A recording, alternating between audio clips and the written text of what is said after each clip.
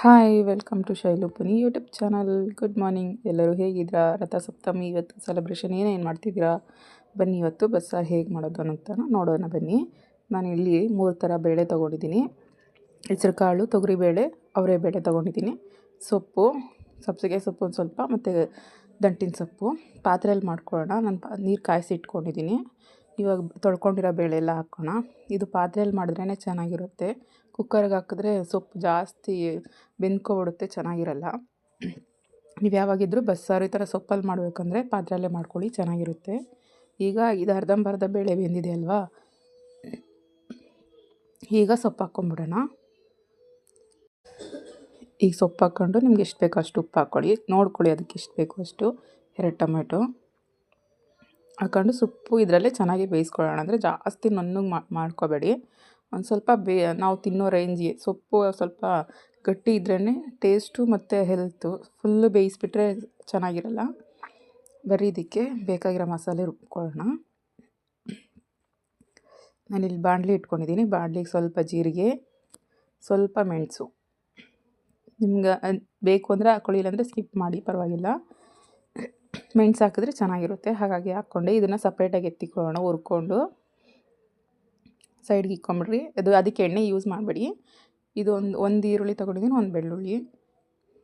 ಒಂದು ಸ್ವಲ್ಪ ಎಣ್ಣೆ ಹಾಕ್ಕೊಂಡು ಫ್ರೈ ಮಾಡ್ಕೊಳ್ಳಿ. ಸ್ವಲ್ಪ ಗೋಲ್ಡನ್ ಬ್ರೌನ್ ಬರಬೇಕು, ಅಲ್ಲಿವರೆಗೂ ಫ್ರೈ ಮಾಡ್ಕೊಳ್ಳಿ.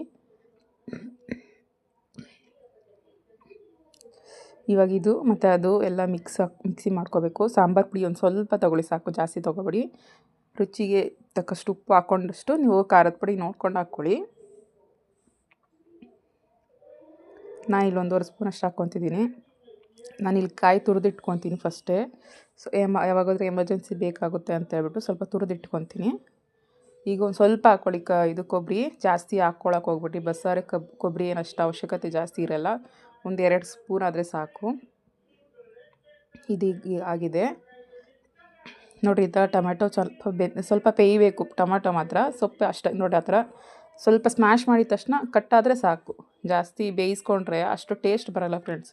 ನೀವು ಒಮ್ಮೆ ಈ ಥರ ಟ್ರೈ ಮಾಡಿ ನೋಡಿ, ಓಕೆನಾ?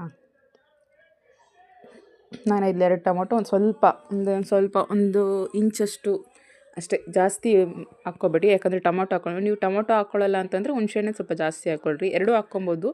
ಇಲ್ಲ ಟೊಮೊಟೊ ಬರೀ ಅಂತಂದರೆ ಹುಳಿ ಅಷ್ಟು ಇರಲ್ಲ ಅದು, ಹಾಗಾಗಿ ಒಂದು ಸ್ವಲ್ಪ ಹುಣಸೆಹಣ್ಣು ಹಾಕ್ತೆ ಅಷ್ಟೇ. ಈಗ ಇದನ್ನು ಸೋಸ್ಕೊಬಿಡೋಣ. ನೋಡಿರಿ, ಸೊಪ್ಪೇ ಕಾಣಬೇಕು. ಇವಾಗ ನಾವೆಲ್ಲ ಹುರ್ಕೊಂಡಿದ್ವಲ್ಲ ಅವೆಲ್ಲ ಹಾಕ್ಕೊಂಡು ಮಿಕ್ಸ್ ಮಾಡ್ಕೊಬಿಡೋಣ. ಈಗ ಸೊಪ್ಪು ಒಂದು ಸ್ವಲ್ಪ ಎತ್ಕೊಂಡಿದ್ವಲ್ಲ ಅದರ ಆರಕ್ಕೆ ಇಟ್ಬಿಟ್ಟು ಇದನ್ನು ಮಿಕ್ಸಿಗೆ ಹಾಕ್ಕೊಳ್ಳೋಣ ಫಸ್ಟು. ಈಗ ಇದೆಲ್ಲ ಆರಿದೆ ನೋಡಿ, ಇದನ್ನು ಮಿಕ್ಸಿಗೆ ಹಾಕ್ಕೊಳ್ಳೋಣ. ಸ್ವಲ್ಪ ಸೊಪ್ಪು ತೊಗೊಳ್ಳಿ, ಜಾಸ್ತಿ ತೊಗೊಳಕ್ಕೆ ಹೋಗಬೇಡಿ. ಫುಲ್ ಹಾಕ್ಕೊಂಡು ನನಗೆ ಗ್ರೈಂಡ್ ಮಾಡ್ಕೊಬಿಡೋಣ. ಸ್ವಲ್ಪ ನೀರು ಹಾಕ್ಕೊಳ್ಳಿ, ಜಾಸ್ತಿ ಹಾಕ್ಕೊಳಕ್ಕೆ ಹೋಗ್ಬೇಡಿ. ಯಾಕಂದರೆ ನೀರು ಇರುತ್ತೆ ಅಲ್ವಾ, ನಾವು ಬೇಯಿಸ್ಕೊಂಡಿರ್ತೀವಲ್ಲ ಆ ನೀರು ಇರುತ್ತೆ, ಅದರೊಳಗಡೆ ಹಾಕ್ಕೊಂಡು ಬೇಯಿಸ್ಕೊಳ್ಳಿ. ಈಗ ಇದು ಕುದೀತಾ ಇದ್ದಂಗೆ ನಾನಿಲ್ಲಿ ಮುದ್ದೆನೂ ಮಾಡ್ಕೊತಿದ್ದೀನಿ. ಈಗ ಸೊಪ್ಪಿಗೆ ಒಗ್ಗರಣೆ ಹಾಕ್ಕೊಳ್ಳೋಣ ಬನ್ನಿ. ಪಲ್ಯ ಮಾಡ್ಕೊಳ್ಳೋಣ. ಸೊಪ್ಪು, ಸ್ವಲ್ಪ ಎಣ್ಣೆ, ಸ್ವಲ್ಪ ಸಾಸಿವೆ, ಅದೊಂದು ಸ್ವಲ್ಪ ಆಗಬೇಕು. ಆದಮೇಲೆ ಒಣಮೆಣ್ಸಿನ್ಕಾಯಿ ಹಾಕ್ಕೋತೀನಿ. ಯಾಕಂದರೆ ಸೊಪ್ಪಲ್ಲಿ ಹಸಿಮೆಣ್ಸಿನ್ಕಾಯಿ ಅಷ್ಟಾಗಿ ಕಾಣಲ್ಲ, ಹಾಗಾಗಿ ನಾನು ಏನು ಮಾಡ್ತೀನಿ ಅಂದರೆ ಒಣಮೆಣ್ಸಿನ್ಕಾಯಿ ಹಾಕ್ಕೋತೀನಿ. ಅಂದರೆ ಮೆಣಸಿನ್ಕಾಯಿ ಸ್ವಲ್ಪ ಜಾಸ್ತಿ ತಿನ್ನಬಾರ್ದು ಅಂತಾರಲ್ಲ, ಹಾಗಾಗಿ ಒಣಮೆಣ್ಸಿನ್ಕಾಯಿ ಯೂಸ್ ಮಾಡ್ಕೋತೀನಿ. ಈ ಥರ ಪಲ್ಯಗಳಿಗೆ ಮಾತ್ರ, ಬೇರೆ ಇನ್ನೆಲ್ಲದಕ್ಕೂ ಹಸಿಮೆಣ್ಸಿನ್ಕಾಯಿ ಹಾಕ್ತೀನಿ.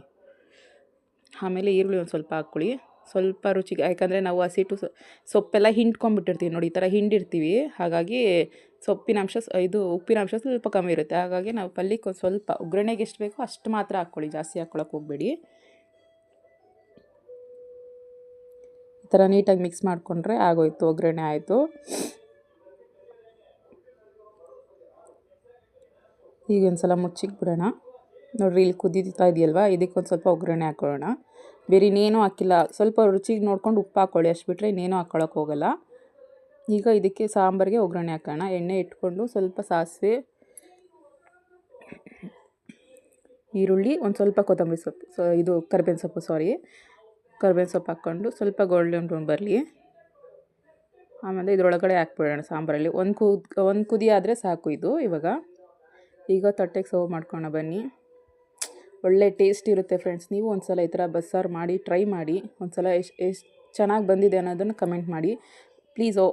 ನೀವು ಮಾತ್ರ ಕುಕ್ಕರ್ಗೆ ಮಾತ್ರ ಸೊಪ್ಪು ಹಾಕಕ್ಕೆ ಹೋಗ್ಬೇಡಿ. ಈ ಥರ ಪಾತ್ರೆಯಲ್ಲಿ ಮಾಡಿಕೊಂಡ್ರೆ ಸಕ್ಕ ಟೇಸ್ಟ್ ಬರುತ್ತೆ, ಹೆಲ್ತ್ಗೂ ಒಳ್ಳೆಯದು.